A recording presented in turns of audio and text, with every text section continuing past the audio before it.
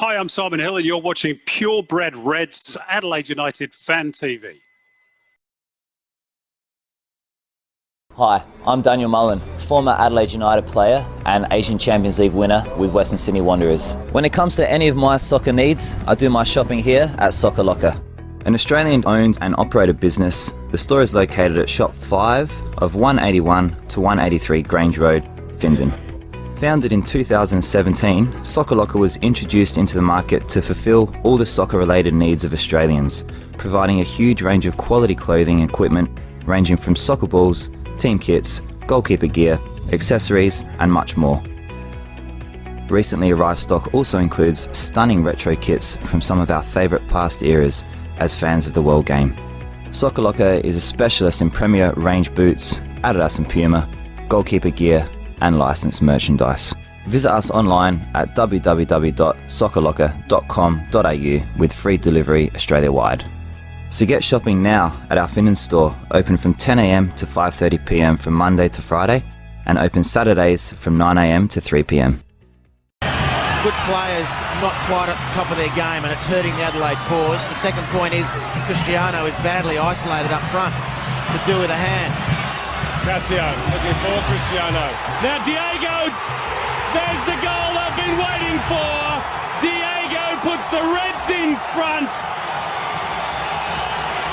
And that is against the run of play. And that is the assistance that Cristiano needed out of midfield.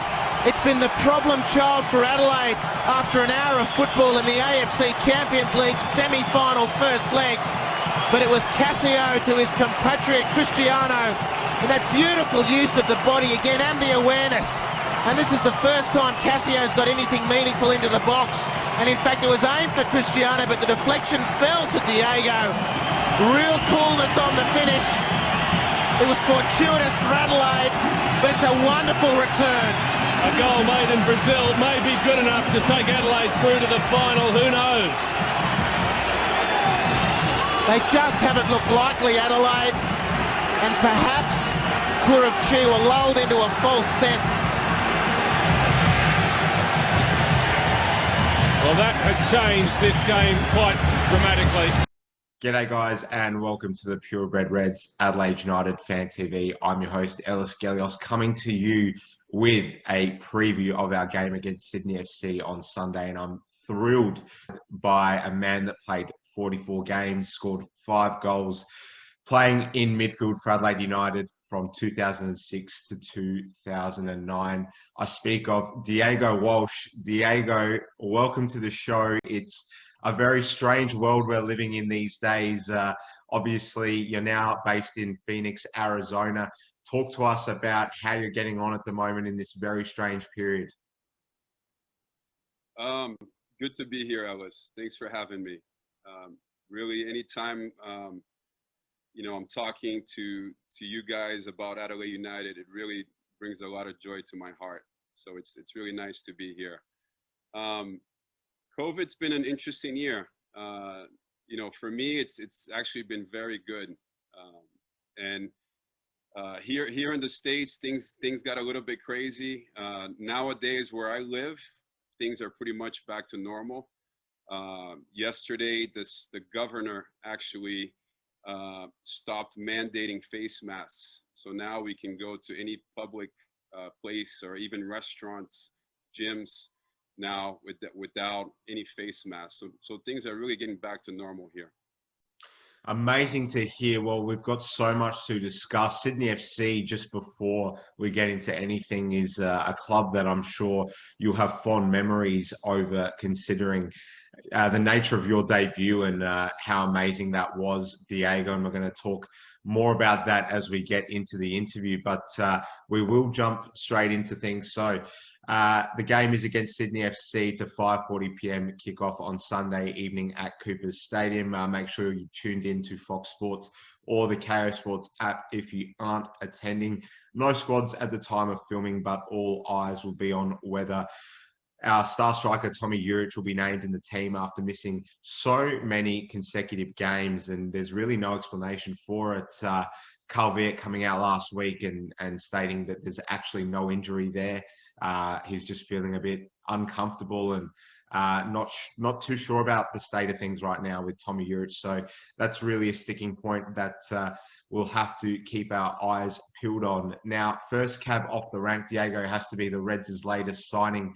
Announced just yesterday, Spanish midfielder Juan de, yet another player we can proudly claim of the Hispanic diaspora. Regarding Adelaide United, and obviously such an amazing contingent of Latin American players that we've had.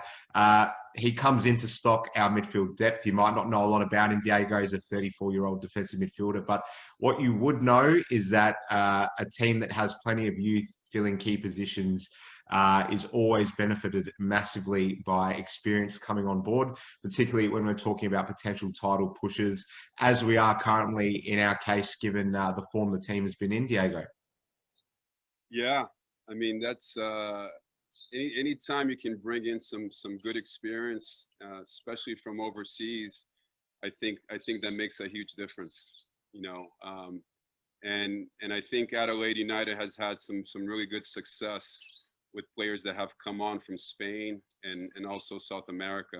You know, there's quite a few Brazilian players that have come through the club. So that's fantastic.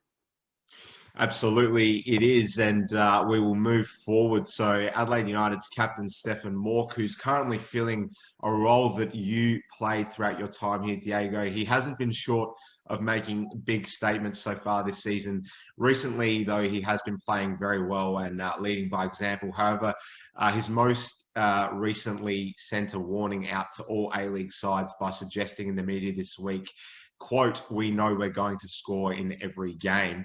I don't think it was meant as much of a muscle flex, Diego, but is this something that's needed from the captain? From your playing days, is this something that would have motivated you as a player to hear this, or would it have somewhat of a bit of an opposite effect?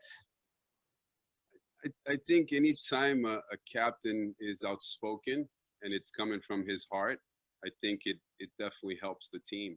You know, it helps the morale, it helps the confidence. So if he was one of my captains, I would really enjoyed hearing that statement. There you go, folks. Stefan Mork not getting much wrong at the moment, both on and off the pitch. We will move forward. We haven't beaten Sydney FC in the league at home in several years, Diego. Is this a burden that players would carry going into this game? Would they carry it with them or not? Just going off of your experience, you played here during a time where we couldn't beat Melbourne Victory to save ourselves over those years that probably from 2008 onwards that you would remember. Unfortunately, is it a burden, an unfavourable record that players can hold on to privately? You know, I think that's not the case. I think you know, a big part of the game, if not the biggest, is the mental, right? And if we get the mental right, everything else falls into place. And to hold on to this idea that, man, we haven't beaten these guys in such a long time. To me, that doesn't really make any sense. You know, we take it one game at a time, and it doesn't matter who we play against. If the form is good, if the mental is right, physically we're ready to go, you know, there shouldn't be an issue whatsoever. I think everyone will be very pleased to hear you say that. Just moving along, we saw Sydney FC were absolutely dominant in their last match against Perth Glory. They were extremely unlucky not to win, having created an outrageous number of goal-scoring opportunities. From your experience, Diego, is that frustration easily channeled into becoming a motivating factor for players in the next game that they play? Yeah, absolutely. I think, and if they you know, and looking back at that game, that's probably something that they really worked on this week. Probably a lot of finishing, a lot of combinations into the final third. So, you know, that's something that Adelaide United would have to really be concerned and really be prepared for. Most definitely. And just on the topic of preparation, they'll be missing their star defender, Ryan Grant, who picked up a suspension in their last game against Perth Glory. But they've been given the luxury of having a home base here They've travelled here directly from Perth, so they've been training the last 2 days at Campbelltown Stadium. How advantageous is this in your eyes, Diego, for an away side especially? And as you'll recall, in the A-League, it's always a case of travelling to the venue or to the city that you're playing in probably the day before. So not a big window to really prepare, considering sort of budget restraints and the way the league is set up here and how far away every city is from every other city, particularly when you're going sort of western seaboard to the east. So Sydney FC getting 2 days of training in whilst they're in Adelaide, that's surely quite favourable, you'd agree?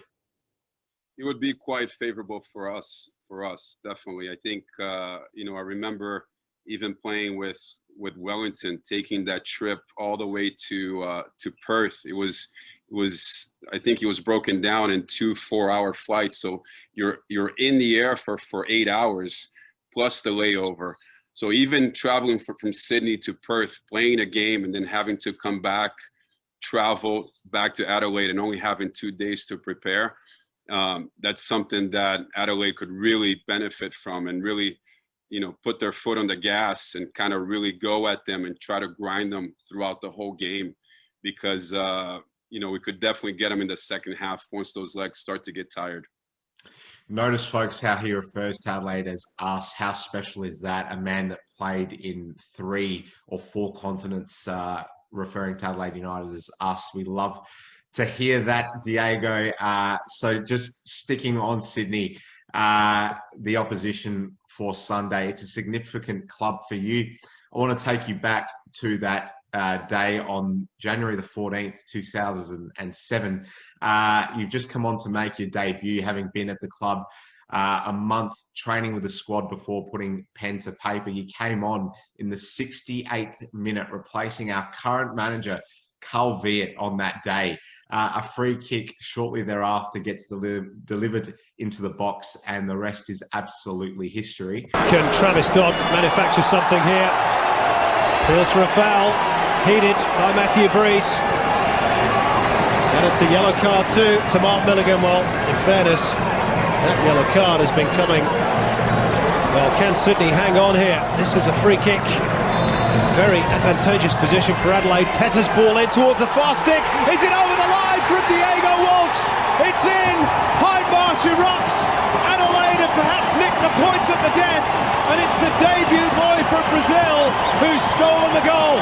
Well, it's been coming set pieces, too many given away by Sydney. The ball to the back post. Diego rose. Did it ricocheted off a couple of players before nestling into the back of the net. It's here you see Diego pull off. He's completely unmarked. That's your goal, my friend. I want to just preface that moment by saying I was in the Red Army on that day. Quite honestly, and this is as sincere as I'll ever be, literally a moment that the crowd just absolutely erupted. I've seen, you know, every big event that's ever happened at Cooper Stadium, Diego, throughout our entire history, and there hasn't been many, considering that in that period of time we hadn't been in great form leading into that game. I think we'd only won 1 of our last 7, and there was still real belief that we could do something in that season. We were a very strong side under John Cosmina in 2006-2007. Your first game, what a moment for you. I'm sure one that you hold dear, and you know, whenever football is mentioned in your circles, it's one of the moments that you'll always that will always show up in your heart, I'm sure. Yeah, I mean, you gave me the goosebumps a couple of times when you were describing the goal. But yeah, what a special moment! What a special moment! And I really thought I had scored the goal until I watched the video, and then the boys had told me that Fernando was actually the one that had the last touch. But for me, it was a really special moment because you know, coming over from the States, not having anybody here, and right after the game, I could, you know, I remember even Ange Costanzo just throwing some water at me, and really there's some great photos of that still available. Yeah. So the boys really welcomed me big time, and I really felt like home right away. So looking back at that game, it it brings a lot of good emotions inside of me. That's for sure. I hadn't. That was the first season where, as a fan, I was attending games regularly and really getting into things. But I hadn't really resonated with one player as yet. I was still trying to find who was that one player that I was going to actually go and get at the back of my kit and really sort of say is my guy, so to speak. And it just so happened that the stars had aligned so perfectly. You doing that on your debut, being Brazilian, obviously, so, you know, we were so excited, particularly back then, before the influx of South Americans here in Australia, to have someone of, you know, the Latin American mold, which you obviously came in. I was so excited and really caught up in that moment that I went to Soccer Central the next week and got Diego 26 at the back of my Guernsey. That was the first ever Guernsey I had. So an absolutely special moment that was, and one that no one will ever forget. Really a genuine highlight from our early years, Diego. Thank you so much for touching on it. Before we get into talking about your career, I want a prediction out of you. Who wins this game on Sunday between Adelaide United and Sydney FC? Wow. Yeah, it seems like it's going to be a really special game. And I'd like to say that I'm going to bring a little bit of luck to the boys. And I think we'll take this one home. It's going to be a nail biter, but it's going to be ours. Here's to hoping, brother, and hopefully it's something that can sort of replicate that amazing moment that we just watched back from 2007. Diego, you're looking as fresh as ever with some very well-groomed hair there. I'm loving the mane. We're going to get into finding out a lot more about the man behind the player that is Diego Walsh, and what an interesting career it was that you had. Firstly, I want to discuss, Diego, your introduction to football. Having been born in such a famous footballing city such as Santos in Brazil, tell us about the grassroots phase of your career and how it led to you eventually moving to the United States. Yeah, great question. I think looking back at my youth, I was probably playing at the best level that there was in the world. But it also, I have to say, I was playing futsal all the way to the age of 14. So I actually never played an outdoor game until I moved to the States when I started playing high school. But looking back when I was young, I was playing really competitive futsal all the way up to the age of 14. So we, I remember when I was 11, we won the São Paulo State Championship. We lost in the Brazilian Cup against the same team that we beat in our state championship. So futsal is the #1 sport played in Brazil. And you can see why the Brazilian players are so technically gifted, how they can play in such tight space, and the decision making is so quick. But so looking back, it was just, the competition was really, really good. You're playing 5v5 on a basketball court. You have to know how to use your body. You have to have awareness of space. You have to have awareness of how to make quick decisions. And that was really the root of my kind of career, because once I took that into my soccer career, everything kind of became easy in a way. Once you learn playing small-sided, tight space against really, really good players, you learn quite a lot. And not only that, you're also embedded in that culture where everybody just talks about soccer nonstop. You're talking to your dad, you're learning from your friends, you're playing at school, you turn the TV on, you're watching soccer. So soccer is in our blood. Whereas in the States, the kids come, they come to train, and even in Australia, sometimes they come to train, 2-3 times a week, and that's all there is. In our country, in Brazil, it's if you're a soccer player, it's all over you. It's a part of who you are. Brilliant stuff. And futsal's obviously had a huge impact on your life. We're going to talk a little bit more about what you got up to in a personal venture in New Zealand relating to futsal later on in the interview. But that takes us to Diego Walsh being pick number 7 as a very young man in the first round MLS 2003 draft pick being selected by Columbus Crew, where you registered 14 games, scoring as well the goal of the year in that season. You then moved on to the Kansas City Wizards and Real Salt Lake in the MLS.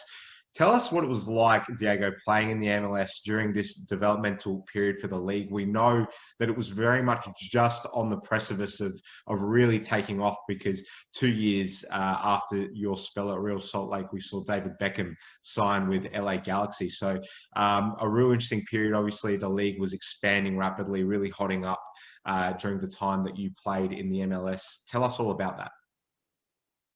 Yeah, I mean, looking back, everything was great. You know, I had great experiences with all the clubs that I played for, but I must say that it wasn't, you know, we call it a professional league, but the players are not making professional money. Okay. You know, the structure of the club is not very professional. You know, the number of staff that works for the club, it's not really there. You know, when you compare Europe to, you know, North America and even Australia, when the time that I was there, we call ourselves professional, but the money is not there to make it professional, right? So in essence, you're still kind of swimming on your own. You know, you have to have the awareness of, man, you know, if the club is not helping me, I have to be doing things on my own. And so that's what happens with a lot of players, with most players that were put in that situation. Because when you have one personal trainer looking at 25 players, when you have one doctor looking at 25 players, are they really, you know, making you better physically, or are they just kind of patching what needs to be patched? So it was the beginning of the MLS, and again, it wasn't as professional as it should be. It was just starting. The money wasn't there, you know. So I can look back and I can say, man, you know, it was a little bit of a frustration for most players, but it is what it is. You know, I can't be a victim and point fingers of, you know, the club should have been better, the money should have been there. We all have to be responsible for our own actions. We often draw parallels between the football stories of the US and Australia, obviously being dominated by other sports in both countries traditionally. Could you see, as a Brazilian, that football was going to become, you know, a part of that mainstream conversation eventually, like it now is in America? Back when you were playing in the MLS some 15 years ago, was it evident then that, you know, it was a sleeping giant type of thing, the game over there? Yeah, I could, because you know, America is so multicultural, and there's you know, the Hispanic population is really growing. You know, a lot of the people that were living here came from Europe as well. So it was always, the interest was always here, and it was always going to catch up to the big sports. But obviously, the you know, the people running the show with money, you know, the ones that had interest in football or basketball, did they want soccer to come up? No, they didn't, right? So they try to stall that for as long as they could. But it was pretty evident that it was always going to catch up at one point. There you go. Very, very fascinating. Moving forward to this sort of bizarrely random period of time, Diego. I have to say, I do remember it quite fondly still. The Miami FC days, obviously playing with Romário, who we'll get to later on. It all seemed very random for Adelaide fans. Suddenly, we were just completely inundated with this club in America playing in the North American Soccer League, I believe it was called back then. We see Miami come to Adelaide. You played 2 games here, 2 friendlies. And it all seemed to be gathering a lot of steam. I'll ask you about how the actual official side of things went down with you being signed to the club in a very short amount of time. But just firstly, talk to us about what the Miami setup was like playing in that league and the quality of what that league was like, and how it came that you and a former World Footballer of the Year in Romário were now just all of a sudden playing alongside one another. It's quite extraordinary, really, to reflect on. Yeah, it was. At the time, I had my stint with the MLS. I had gone through 3 different clubs, and was really, looking back on my career, the difficult thing that I had was always the injuries. It's mentally I was there, technically even more so. But what kept holding me back were the injuries. And I had been raised in Miami when I had come to the United States, and I received an offer to play in the 2nd division to come back home. And one of the things that enticed me to come back was Romário and Zinho. They were going to be on that side. So I took the offer to just, it was just kind of too good to be true. The money was actually even better than the teams that I played for in the MLS. So everything just looked great. And it was the first team. It was the first year as a club for the Miami FC side. And we had a really good season. We played some beautiful football, some beautiful soccer, had really an amazing year. And I guess from there, it came about the partnership with Miami FC and Adelaide United. And that's how Romário came about. As soon as the season finished over there, Romário was offered, I think it was a 4 or 5 stint game with the Reds. 4. Yep. Yeah, it was 4 with the Reds. And the conversation that I kept hearing was that, some players from Adelaide would possibly come to Miami, and maybe possibly a couple players from Miami would play for Adelaide United. Once we got done with those 2 friendly games in Australia, they invited, I believe it was 4 of us to stay and train with the team. And I was fortunate enough to be offered a contract after 2 or 3 weeks of training. Cassio, which I'm very grateful for him, took an interest in me, offered me a contract, and we put pen to paper. Yeah, and it's almost come full circle now. Obviously, John Kuzmina's son, Nathan Kuzmina, the CEO of the club. But Mel Patswold, who was the chairman at the time, was very much responsible for the sister club partnership between Miami and Adelaide, which saw you arrive here eventually, Diego, and really what a chapter in your life it would become, signing for Adelaide United in late 2006. We'd obviously seen Romário come here, and people can make of that what they will, but it at least very much worked in a marketing sense. No one can dispute that, and an amazing thing it was for this small little club to have a World Cup winner from Brazil playing for the club. But let's talk all about you signing and just indoctrinating yourself with South Australian life. Obviously, this must have been a sort of strange time for you. You weren't that old, and you'd never been anywhere near here before, really, at least, in a career sense. So it must have been a big adjustment to make. So I want to ask you what your impressions were of the city and the club when you first arrived, and obviously having always played in the Americas prior to coming here, despite the fact that we had Fernando Rec at the time from Brazil, who probably could have made life somewhat more smooth for you in terms of that transition. what was it all like? I mean, this is a big step to take for a young man. It was when we first came with Miami and we played those 2 games, I absolutely fell in love with the city. It was, everything felt so foreign to me. And the people were really, really friendly, and the food was unbelievable. And we went, I remember us going to, it might have been Glenelg, and the beach was outstanding. So it really, it's just such an interesting thing, because it was almost like a shock. I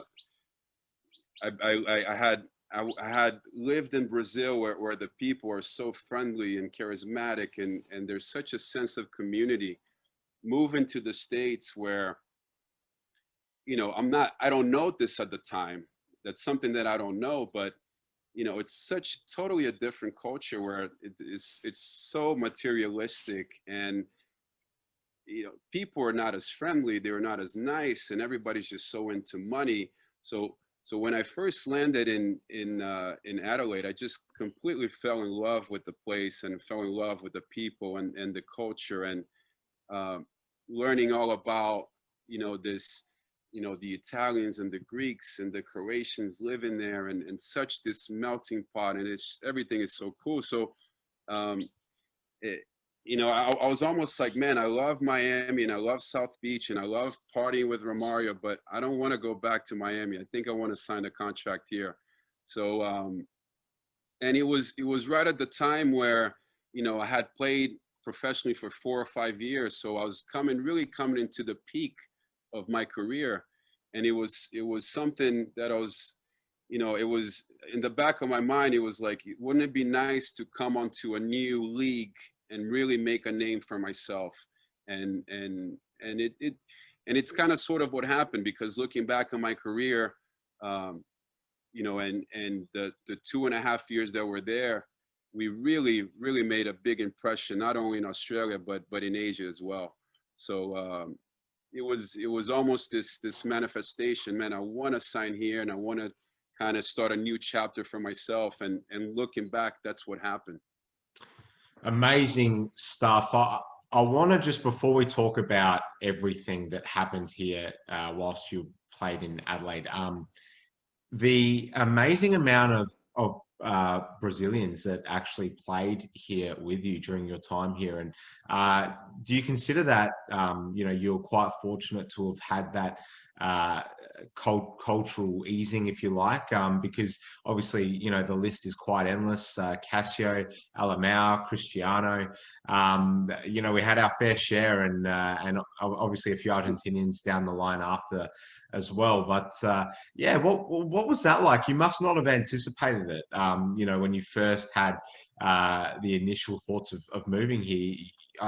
I dare say you never thought that you'd be in a team with a handful of Brazilians 1 or 2 years later. Yeah, I've always been a gypsy at heart, and I love traveling and getting to know new cultures and meeting new people. So to me, it wasn't as hard, but it having those other Brazilian guys there. I remember Fernando was really, really kind, such a special person, really made me feel at home. Was there for anything that I needed. And then, and I guess I was kind of the same in terms of Alemão and Cristiano. Cristiano had played in Europe, but I think Alemão was the first time he left Brazil. So it was nice to have that community, to have Cassio, to have Alemão and Cristiano. And we were meeting, on a weekly basis, having dinners, going to different places. So it makes it easy for all of us, Could you imagine, if Alemão comes over and there's no Brazilian on the team, everything is so foreign, new language, new culture. It could, and it happens a lot. It could really take a toll on the mental side. And but having those guys around really made it easier. spectacular. We're going to talk all about it now, Diego. The time has come. Let's lift the lid on this amazing period that you had in Adelaide. Despite many labelling your stint here in Adelaide as having been injury-plagued, which isn't untrue, you were a player that really shone in Adelaide's midfield on your day and gave us some truly terrific memories and highlights during what was such an unforgettable era for the club. So after the 2006-07 season, you went on to play 16 matches in the following 2007-08 season, scoring 1 goal. It was a real hard year for us, the first of Aurelio Vidmar's coaching reign. I know I'm taking you back a fair while here, but what are your memories from this season in which, unfortunately, we failed to make the playoffs for our first time as a club in the A-League? Yeah, the first year was an interesting one. You know, Vidi came in, different coach, a couple of changes.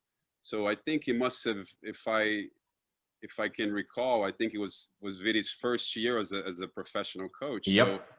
So it wasn't going to be easy. It wasn't going to be easy. I remember getting injured quite a few times and not having the best season, which I was really, not pleased about. So looking back at that first year, I think things kind of reflect what kind of went on. There was a change in the coaching, and a couple new players. So, but once Vidi got things going and a couple of new good signing, I remember Ogonovsky came on the following year and really kind of solidified the back with Ange and even Mickey at the time, Valkanis. We got things going, and I remember that second year was when really things started to go for us. That there is an understatement. Obviously, an amazing year it was, but back in that 07-08 season, were the building blocks being put in place? I mean, was there some semblance that you could take out of that year to suggest that we would go on and achieve such amazing things the year after? It's the building blocks were there. It was, and even the players when the year before, the players were the building blocks were there. The players were there. Whether the results didn't come the way that we wanted, the building blocks were there. The players were there. And the spirit of the team was there. That's something that I'll probably talk a little bit more about. That's one of the most important things. So whether the results didn't reflect what was going on in the locker room, it was still, you could see that something was about to happen. Very, very interesting. We are going to now talk about that amazing season that we had during what was just an absolute peak period of time to be supporting this football club. So fast forwarding to the amazing 2008-09 season of our Asian Odyssey and FIFA Club World Cup. Before I ask you about that incredible moment in 2008 against Bunyodkor, playing in Asia really ignited your Adelaide career, some might suggest, Diego. You scored 4 goals for us in that Asian Champions League campaign, and you were probably our best player throughout that group stage period. Would it be fair to say that this was around the mark that we saw the very best of Diego Walsh as Adelaide United fans? I think that would be true.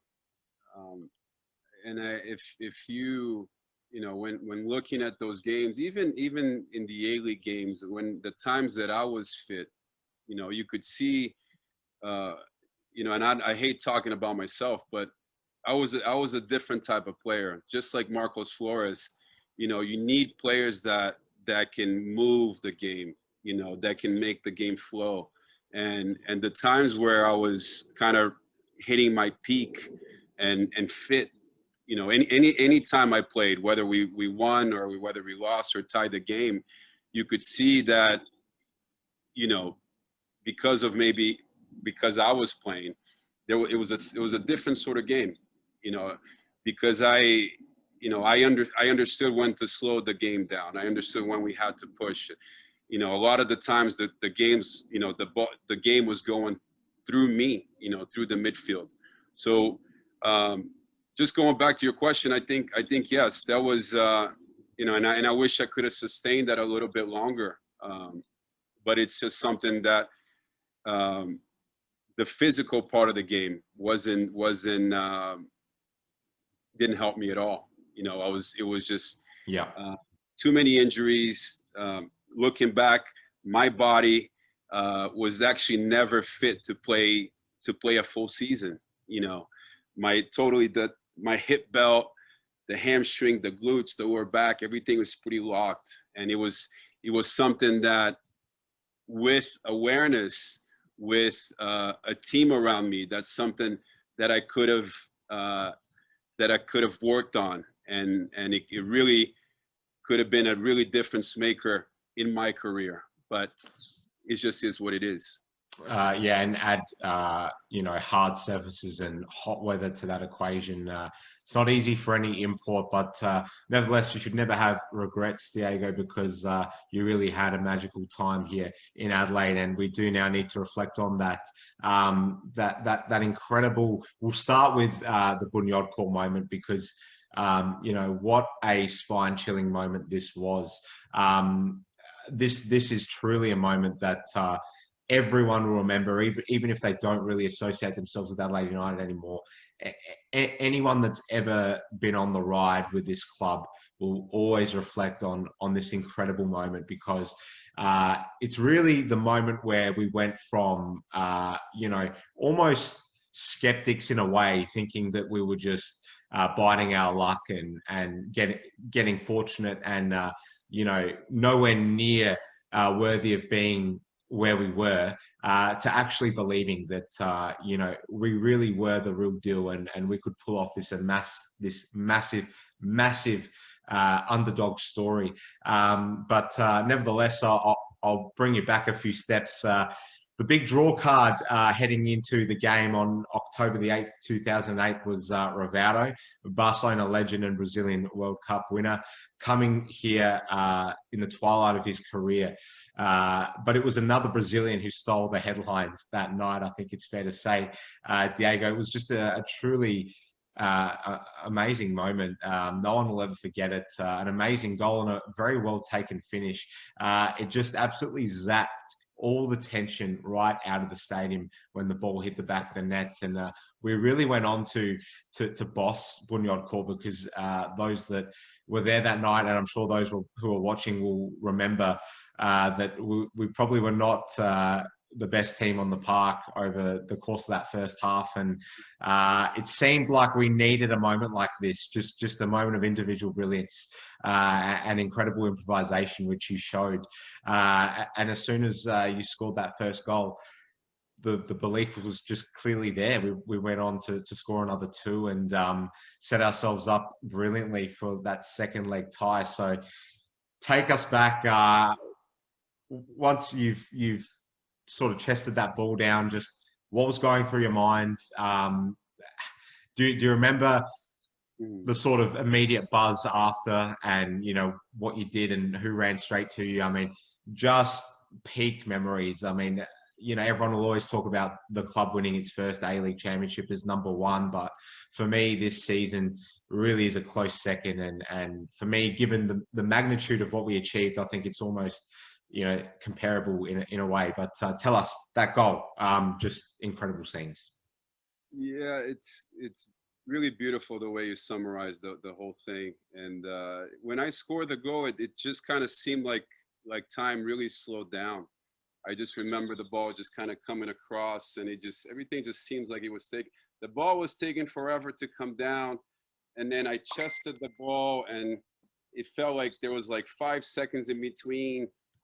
I saw the ball taking a bounce. It dropped to the ground. I see a defender coming through. So to me, it felt like 10 seconds, but it was really just a matter of seconds. I even remember there was an awkward angle, and I actually think I used my forearm instead of my chest. I think if you look at the camera from behind, I might have used a little bit of the arm, but it just felt like time. You know, really, there was no time. You know, there was no time. I was not in time, but beautiful moments. It was, you know, the excitement, you know, the stadium pretty much just erupted, and what a nice feeling. It was just the most amazing moment in my soccer career, no doubt. But also, you know, going back to what you were saying, you know, what is that moment or even that season? What's so special about it is how all the players just really loved each other. You know, it's for a team to do as well as we did. It's not just, you know, 20 good players on the park.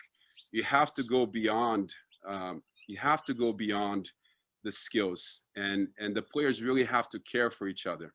That's what's really needed for a team to really be successful. And then that's with a soccer team, that's with a family, that's with any business, right? We have to care about each other, and that moment was just a culmination of what how special that year was for all of us, because we really did care about each other, and that's what took us over the edge. Beautifully said, Diego. And you know, competing on three fronts, making it to the A-League Grand Final, which unfortunately we lost, and unfortunately for you, a second Grand Final loss as an Adelaide United player, must still pain you to this day that we never got over that hurdle back in that time, because we definitely deserved one at least. But no, nevertheless, such an incredible period of time, that 2008-09 season, Club World Cup as well. You very much at the peak of your powers in our midfield. I just want to talk about, you know, can you specify the role you had? Obviously, we had Paul Reed in that midfield too, and such a good team as well, as you've highlighted.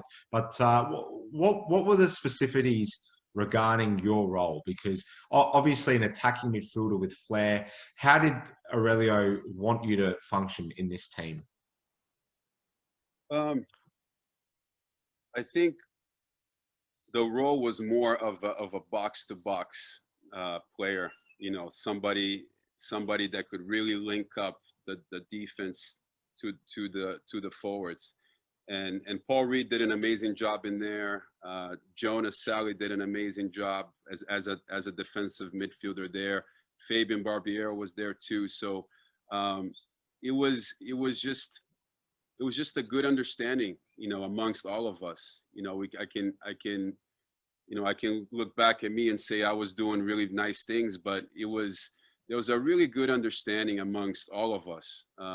We used to play with a little triangle in the middle, whether we had one defensive mid and two attacking mids, or two defensive mids and one attacking mid. We used to switch that, you know, according to the teams that we were playing against. And throughout my career, I was actually a number 10 in college back in the United States, a true number 10, where I wouldn't even come back to defend. And as in my professional career, I ended up becoming more of an 8, and that was my role, and, you know, dictating the game a little bit, slowing the game down when it needed to be slowed down. But looking back, it was just a really good understanding of all the players that were playing in that triangle in the middle. I just want to ask, of all the memories that you have, obviously, you know, we're aware of the outstanding ones, but what really, you know, on and off the park has always stuck with you from your time here? You know, from the moment that I landed in Adelaide, it was everybody just really, really welcomed me with open arms. And I just remember barely having signed for the club. Dario Fontana Rosa, you know, said, "Diego, man, I'm having dinner. I'm having a Christmas dinner at my house. Come have Christmas with my family." And then that's something that I'm never gonna forget. You know, the hospitality from everybody in the club, the fans, the people. It was almost like a dream, because it doesn't happen like that. It's never like that. And so off the field, it was wonderful. everywhere I went, it was just smiley faces. People were being really nice. And also on the field, like I said before, we were good, not because we had 20 good soccer players. We were good because there were 20 really good people there that really cared about each other. You know, going back to, you know, you were mentioning against Bunyodkor that, you know, and a lot of coaches, they say the same thing. You know, the games are won by moment. There's moments in the game when you win the games. But once you go deep in those moments, you realize that it's not really the moments. It's not because I stepped up and I scored the goal. It's more of the collective will of the team that really outpowers maybe the other team's collective will. They gave up and we stepped up. So if you go beyond what's really, you can really go beyond, look at a game and say, man, it's not really moments in the game. There's a collective effort. There's a collective will that we can't see, that one team outpowers the other one. And that's when games are won and games are lost. So for most of, and I think looking at our record that year, a lot of the games were 2-1, 1-0. They were tight games. But because we had that belief and because we had that understanding and that love towards each other, that's how most of the games were won. There you go, folks. Always amazing to have a past player reflect on that era. And Diego has done it with such an amazing level of articulation today. And it's just brilliant to go back and revisit that era. So Diego, after being with us on the ride for that amazing 2008-09 campaign, in which, like we just outlined, competing on 3 separate fronts, eventually also making it to the A-League Grand Final and losing, sadly. The decision was made by the club to let you go. Now, I recall Aurelio Vidmar coming out in a press conference on the 6 p.m. news and trying to justify the decision by saying that, you know, as good as you were, you'd only been available 50% of the time. Some people did agree with the reasoning, but I would suggest that just because you had a track record of going down with injuries, it didn't necessarily mean that it would be a trend going forward, considering that you'd had time now to adjust to the A-League and life in Australia. I would suggest that you would have made the correct amendments and done everything you could have possibly have done to stay as healthy as you could. But football works in funny ways, as they say, Diego, and for you, this was a real sliding doors moment, given that in all honesty, you probably left a sinking ship. We went on to win our first ever wooden spoon, while you went on to join Wellington Phoenix, and they qualified for their first ever playoffs as a club in the A-League. Talk to us about your time in New Zealand. Yeah, it's not easy. And I'll talk a little bit about Vidi as well. It's not easy being a coach, such a young coach, and I have nothing but good things to say about Vidi. I think he's an outstanding person and he's an outstanding coach. But once you have a little bit of once you have a little bit of success, you can get a little bit greedy, and by letting go of some key players that season, all of a sudden you go to the bottom of the league. So going back to what I was saying, it's building a team. It's not about chopping 3 or 4 players and then bringing in 4 good players. It doesn't work like that. The root of the team was there. We had some outstanding players, and if you would have kept that team together, that's something that for the next 2 or 3 years, man, you would have just kind of gotten better and better. Now, did it get better? Of course, they brought Marcos Flores in, they brought different players, and it got better as well. But you can't just chop down a team and go grab a couple of players there and things are going to stay the same. So and just on that, we recruited quite poorly in that next season. You might not agree, but given the exodus we had, we certainly didn't have the same quality coming in. So I would suggest Aurelio Vidmar probably regrets some of the decisions he made in that off-season, but that's for another day. Back on to what you were saying. Sorry to interrupt. Unfortunately, I felt like I was on the top of my game. I was on the top of my career, whether I had injuries or not, whether the club, I would have loved to stay one extra year, with some conditions, but it wasn't so. So I moved on to Wellington, which I honestly didn't fit in with the style of play that they were playing. So I actually had a couple miserable years there.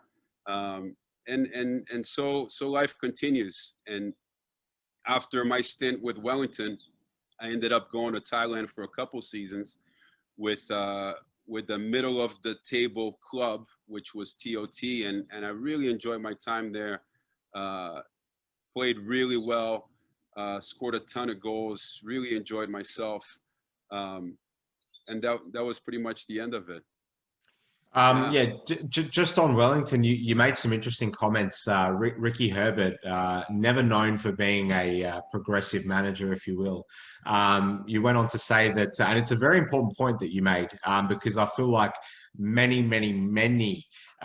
flair players will identify with what you said. You basically sort of expressed the fact that this was a team that knew how to work hard. There was a clear work ethic within the team to be hard at beating, but not a team that was set up to really do anything with the ball. And obviously still a club that recruited heavily from South America. So those two never really aligned in terms of the facets on show. But was Wellington, was it a case of Wellington being the only suitor in for you when your time ended in Adelaide, or there must have been some kind of draw card? I know they had some Brazilians at the time as well. So talk to us. Why was it Wellington? Yeah, I was very close to signing in Korea. There was a couple of Korean teams that were interested because of the success that we had in the A-League, and I was really hopeful to go to Korea. Those offers didn't come through. The other offer, I was about to actually sign with Sydney, and I had an offer on the table from Cassio, and the offer had been made, but the paperwork hadn't been done, and it turns out that Cassio got fired, or they let him go in the midst of the discussions.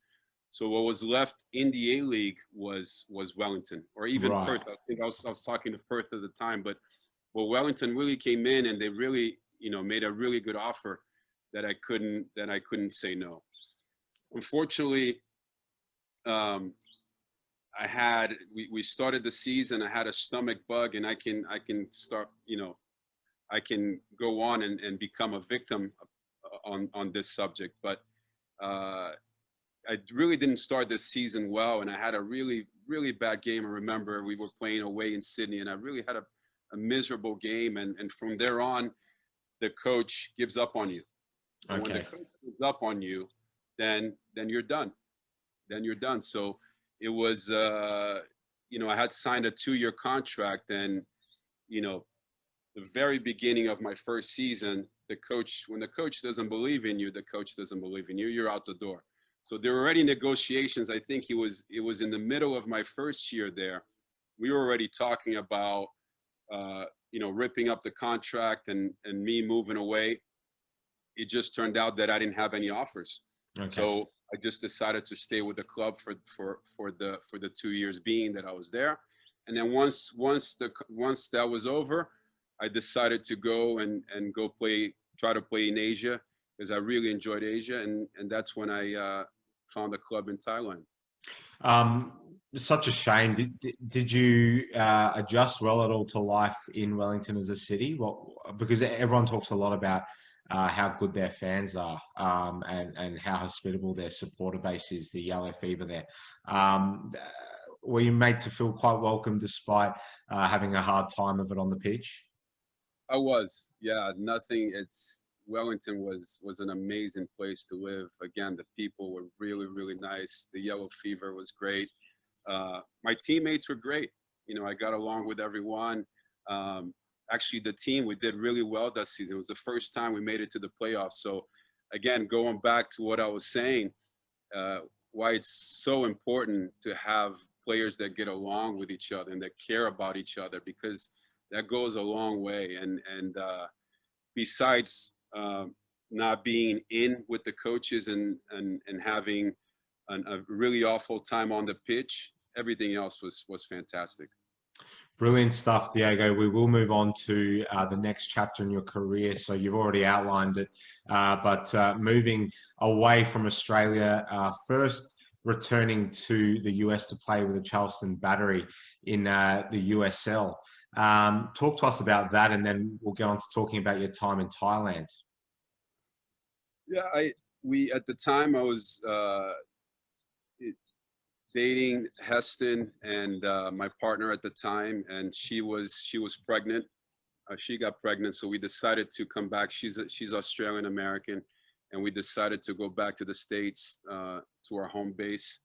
And at the time, second division team offered me a contract, and I remember putting a clause on the contract that if I received any other offers from overseas, they were going to have to let me go.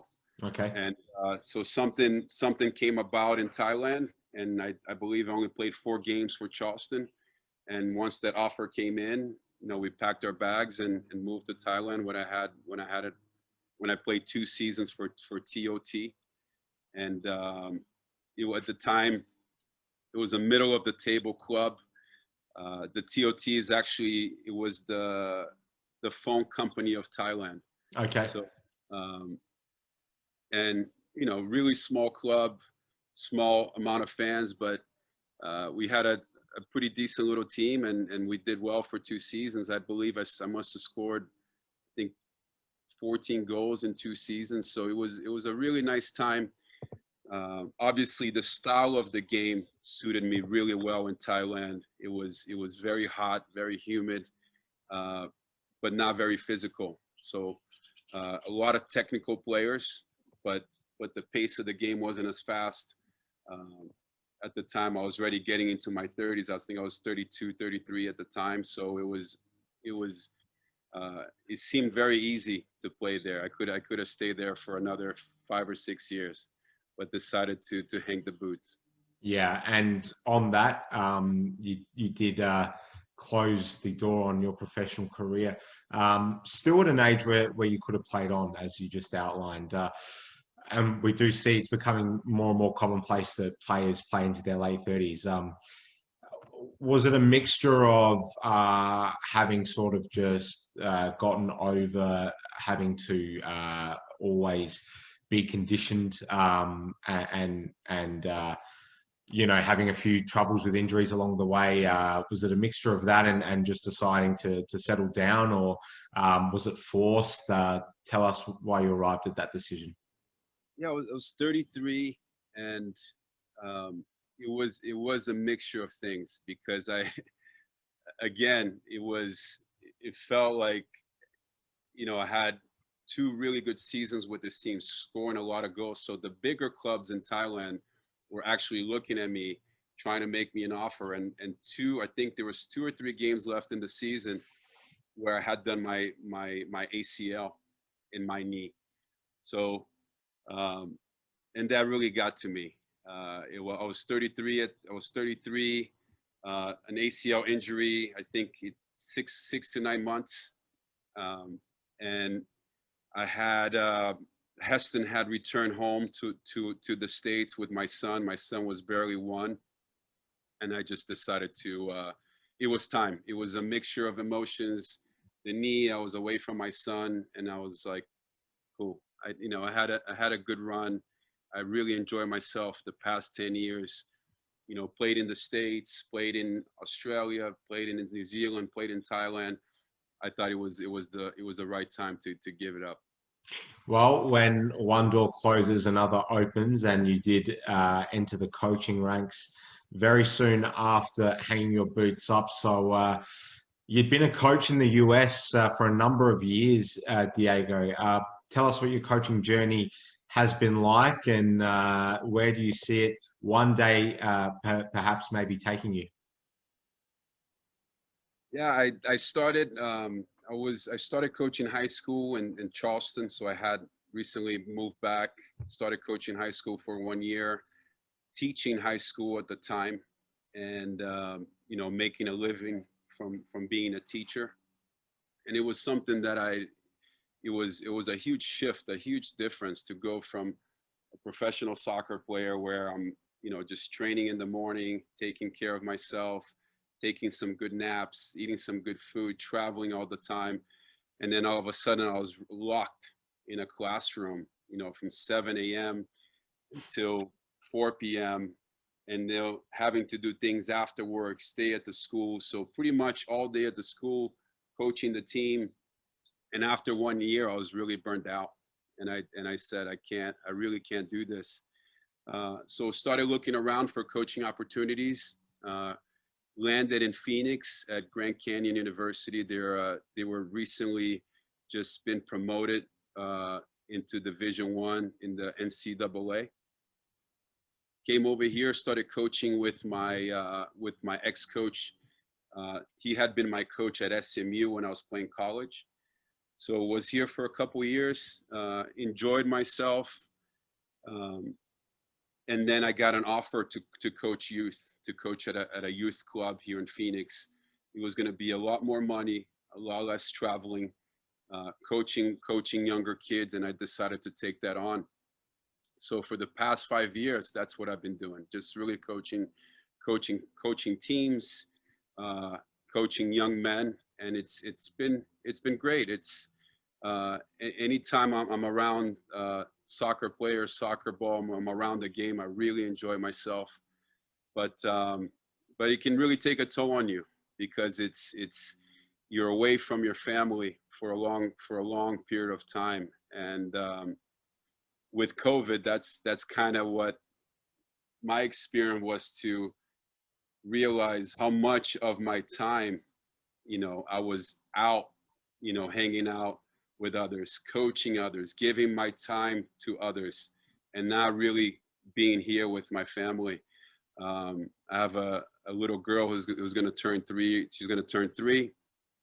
And so recently, in December, I actually kind of let go of that title, of that role of being a coach, just to be home a little bit more and be with my family. But it's been a good ride. It's been, you know, it's nice that the sport has always given me my livelihood. You know, I was always able to make money from the game, and always feeling safe about it.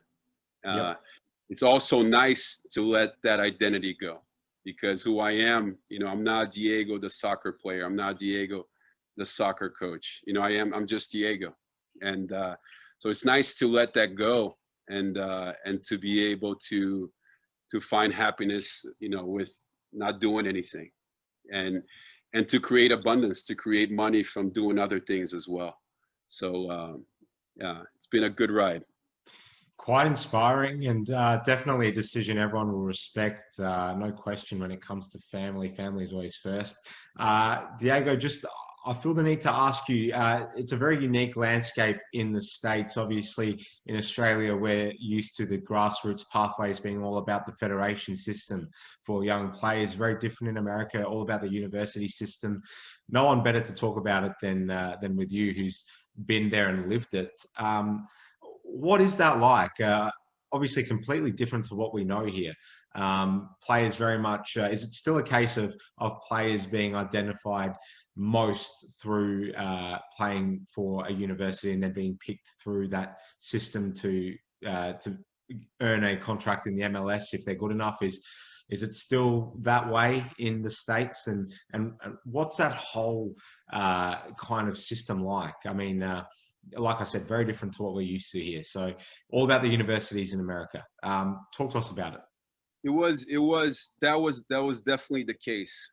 That was the case because if you look at the other sports, if you look at football, if you look at basketball and baseball, it's a system that's set up to go through the university so that the players can get a degree before they move on to get professional contracts. So soccer was kind of, we're living in this country, and this is how the country was set up to be.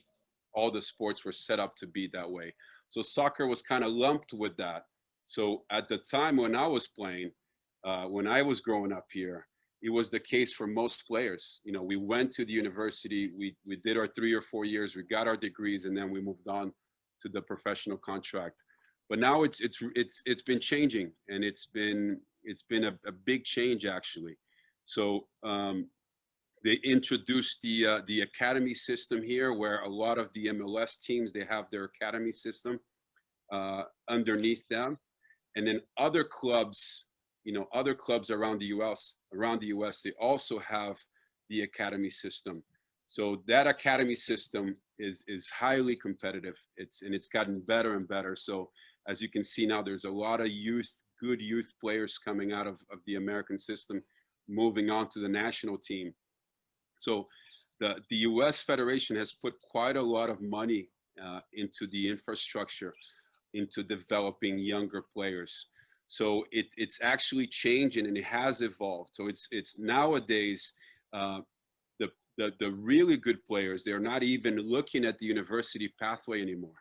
They're actually just looking into signing directly with the MLS or moving on to Europe. So it's something that has been changing, and it has been evolving over time. And you can see it's getting better. It's getting better and better.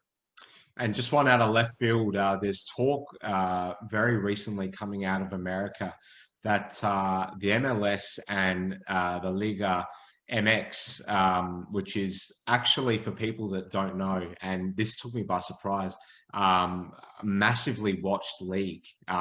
We know there's a huge Hispanic population in the States, but a lot of people watch the Mexican league. There's talk that if there's an amalgamation between the Belgian and Eredivisie League in Europe, that the US Federation and the Mexican Federation would look to do something similar.